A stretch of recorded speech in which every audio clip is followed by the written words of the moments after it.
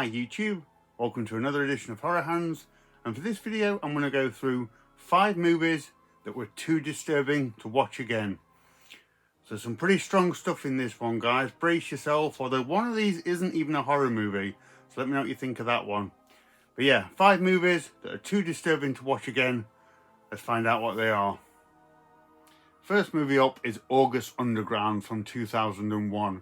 A movie that I get asked about quite a lot on this channel as to what I think about it. And I have to say, I hate these movies. I find them to be vile little films with no redeemable qualities. But these are grainy little found footage films about these 2 or 3 delinquents going around kidnapping, torturing and killing people for their own glee and delight. But these are as nasty as it gets. The torture scenes in these movies are really prolonged and unpleasant. I don't get anything from seeing the close-ups of people screaming and crying on camera. And there's a real gross out nature to these as well. A lot of bodily fluids and fecal matter being spread around the place, people vomiting everywhere. It's just, why anyone would want to sit through one of these movies is beyond me. I don't get them at all. And as well as kind of the violence and gore in this one, they're practically unwatchable because of how terrible they look. I mean, I do like found footage, but these are, you can't even see most of the time what's going on. They're so grainy and frosty. The camera work is all over the place. It spins around. It makes you feel nauseated. It's quite offensive to the eyes. And I sit and watch these movies, and I honestly think, what am I doing with my life watching this crap, quite frankly. So a thoroughly unrewarding watch. There's not an ounce of enjoyability, levity or redeemability in these films. I do not get them, and I quite actually strongly dislike them. If I could give them any plaudits, they are highly realistic. These are as close as you will get to seeing a real life death tape. Whether that's a plus or not is up for debate, but I certainly am not a fan of them, and I don't like them, and I have no idea why anyone would want to sit through the entirety of one of these, let alone watch them again. Next up we have Africa Addio from 1966. Gualtieri Jacopetti and Franco Prosperi's sweeping shockumentary where we see the African continent just tearing itself apart. I mean, what the guys captured on film in this one is just murder and death and chaos and animal cruelty on a genocidal level. It is absolutely horrifying. A relentlessly violent, upsetting and bleak presentation of the worst of humanity doing some really nasty things to themselves. And the human elements in this are really tough. They're very, very depressing to watch, particularly the aerial shots of men, women and children being rounded up in the hundreds to be executed, and then kind of the helicopter scenes of miles of dead bodies and shallow graves and things like that. It's terrible and will make you sink into your chair in a bit of a depressed mess, to be quite honest with you. But for me, the real kicker of Africa Addio, and the reason I could never sit through this one again, is the animal cruelty and the poaching scenes, which I'm not going to show in this video. But it's some of the most barbaric, cruel and violent animal cruelty I've ever seen on screen, and it's just unbearable to watch. Elephants, zebras, even hippopotamuses are hunted down in quite primitive fashion, actually, with sort of wooden spears. They're not just kind of shot and dropped. They're cruel and mercilessly brought down in scenes that, believe me, you don't ever want to see. I never want to watch them again. So as awful as it sounds, the human elements to this I think I could sit through again. And there's almost a part of me that thinks that Africa Addio is a important piece of work and something that should be preserved to kind of warn others and ensure this doesn't happen again. Although it is happening around the world, unfortunately. It was a different discussion there. But the animal scenes in this, I could never sit through these again. So no, I have no plans to rewatch Africa Addio. Next up we have The Girl Next Door from 2007.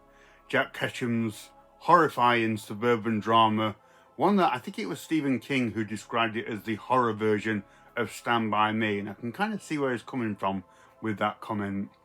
But this movie kind of presents itself as a breezy white picket fence, nice suburban setting, set in the late 1950s. But there's a horrible sort of secret going on within this neighbourhood.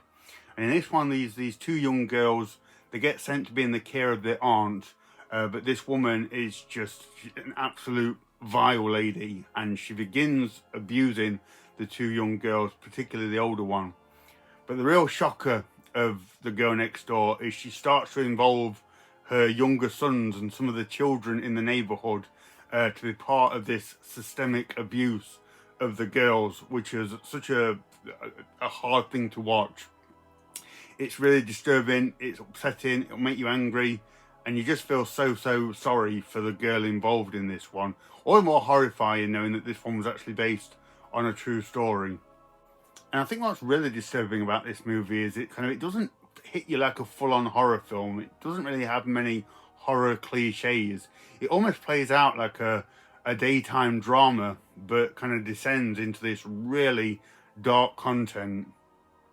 And it's just a horrible look at, I have to be careful with the words I use here on YouTube, but like just a layered degree of child abuse going on. It's a really good film, very well put together, very effective, and the main lady in this, you will absolutely despise her, so great performance from her. But I think this one, because it's so heavy on the content and the emotions, it's not one that I would ever be in a rush to watch again, because it's just not going to be a fun evening if you watch The Girl Next Door. This one will really put you through the ringer. So, great movie, very effective, but man, some nasty downbeat film, which will just kind of leave you shaken up and angry and a range of different emotions. So yeah, not one that I will be quick to watch again. Next up, we have Melancholie der Engel from 2009. Of course, this one had to make the list. Marian Dora's magnum opus of extreme horror, the one that just has everything thrown into it. And Marian Dora, he's a filmmaker where if you know, you know. If you don't know, I would keep away. He makes the most disturbing and depressing movies that I've ever seen. But a couple of his other films, I mean, something like Cannibal is a pretty miserable experience, but I could watch it again. Carcinoma is even worse. That is a tough movie, but I think if someone said, Horror Hands, we will pay you to review it, I would probably do it then. But Melancholie der Engel is, I mean, nearly 3 hours long. This is an absolute slog to get through and will not put you in a good place. And this one just has everything. Anything you think constitutes as extreme horror is in this movie. The extreme violence and gore, the perversity, the animal cruelty, the X-rated content, and then more gross out stuff as well. I don't understand Marian Dora's fascination with bodily fluids and poop and things like that, but it is being smeared all over the place in this one.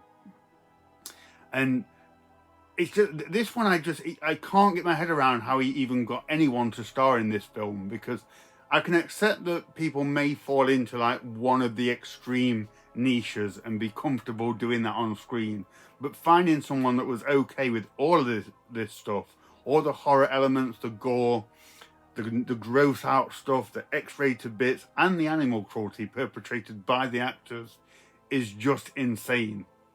And it's not a rewarding watch at all. And the trouble I have with Marian Dora is I don't particularly think he's a good filmmaker. His movies don't really have any artistic merit or anything like that. They're just depressing. And particularly with this one being almost 3 hours long, it goes from either horrifying and disturbing to just boring. There's nothing else going on in this film. And at times it even feels quite pretentious because there's some drawn out dialogue about sort of existential topics and things like that, and it's just like, look, move on please. So difficult to watch for a multitude of reasons, and just an absolute endurance test of disturbing content and boredom. I think he has kind of interesting cinematography, Mariandora. You can almost feel and smell the decay coming through the screen on this one, but other than that, there's nothing to see here, and it's not a nice movie. It'll upset you with the animal cruelty, and it is 3 hours of your time where you will really wonder why you are sat watching this. So yeah, I cannot see myself watching Melancholie der Engel again. And the last movie on the list, the movie that is too disturbing to watch again, I'm going to throw you off with this one, is the Neverending Story from 1984. Yes, the family movie, a childhood favourite for many people, but for this one, I didn't ever want to watch this movie again, because quite simply, the death of Artax, the horse. So yeah, I'm sure you know where I'm going with this, but our lead character has to travel through the swamp of sadness with his beautiful white horse, Artax. And as he's walking through the swamp, he suddenly stops, and Artax is going no further, and we find out, horrifyingly, that Artax is slowly sinking to his death in the swamp of sadness. And my goodness, it is a blisteringly upsetting scene. Hearing the kids screaming at the horse to carry on, to keep going, and just seeing this horse sinking further and further. Oh my goodness, it's devastating. I mean, look, that is absolute nightmare fuel. Why anyone is not traumatized by that, I have no idea. And I don't know why anyone thought that would be a good idea to put that in a family fantasy movie. Like, why didn't they just have someone tell him that he had to go through the swamp of sadness, but he couldn't take the horse because he wouldn't manage on the terrain? It's a horrible decision for the movie.